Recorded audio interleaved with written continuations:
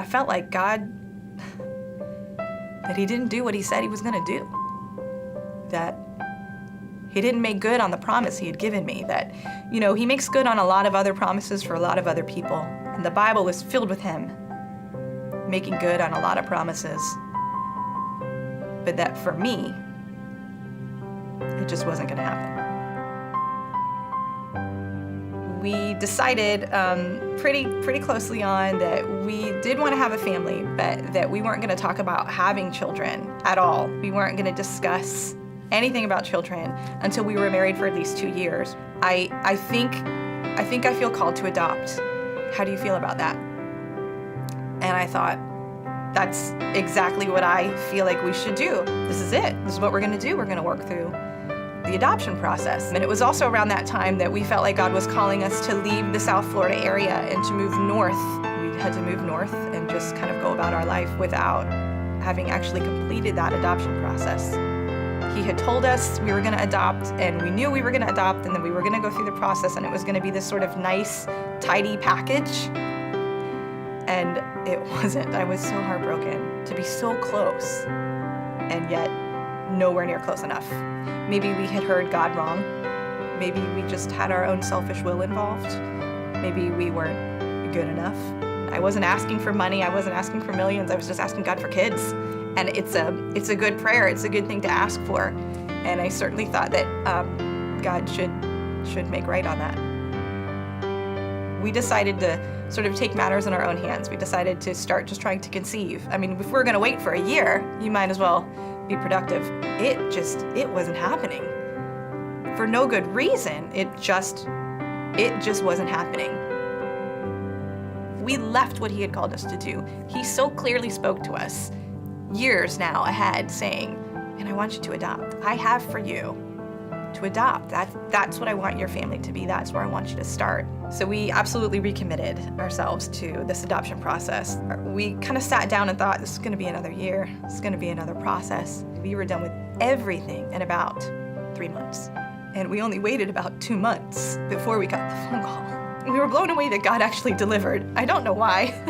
We were just so surprised that it actually came to fruition, that this was going to be real. I was just so grateful and in such a spirit of humility, and just felt like I was just laying it all down, like, God, I will do anything for you. You have just done so much. You've given us so much. It was the very same week that we actually brought our son home from the hospital that my husband was diagnosed with testicular cancer. A diagnosis like testicular cancer or cancer can really throw you for a loop, and it certainly did for me. And I opened up my Bible and said, God, I don't really know what you're doing. You've given me something so very good, and I don't want you to take away my husband. I don't want to be of little faith. I trust you. You've just proven yourself not a week ago. I trust you. I don't want to sound ungrateful, because again, we had this amazing child. We had this amazing gift. But I know that I heard God tell me. I know that I heard him tell me that we were going to adopt, but that we were also going to have biological children. He had promised us, that he had told us that this was going to happen for us. And then to have a doctor stare you in the face and say, no. It was unbelievable. I felt like God, that he didn't do what he said he was going to do. That he didn't make good on the promise he had given me. That, he makes good on a lot of other promises for a lot of other people, but that for me, it just wasn't going to happen. I would take my quiet times where I would typically sit and pray or journal and just be ugly to God. That I just didn't understand why he would fall void on promise.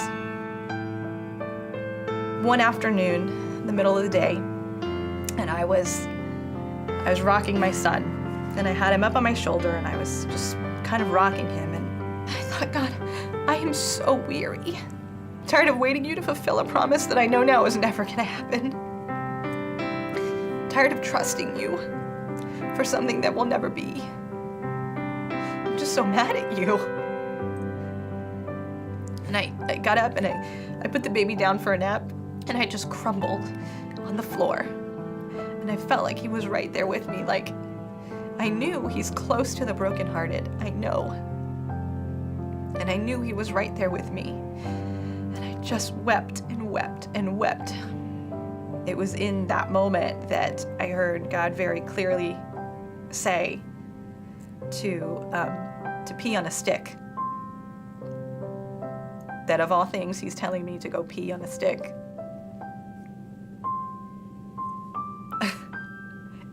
It was positively ridiculous when I was pregnant. Without having tried, I was pregnant before the doctor looked us in the face and said, "It's not going to happen for you." I was pregnant when I was yelling at God for not delivering on a promise. I was pregnant when I called him names, told him that I hated him.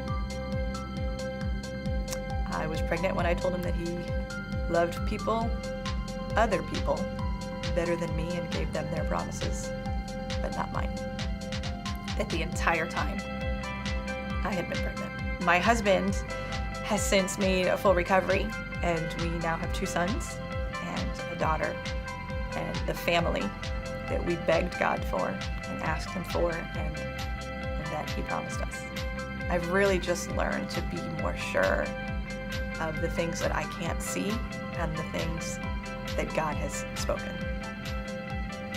So God's not finished yet. The story is not written. If you heard it, even if it's been years since you heard it, God is not finished yet. That he has a perspective that you can't even fathom. And that when this really does come to fruition, that there is no way anyone else could get the glory or anything else could get the glory. That it did not happen on terms of man or anything of this earth.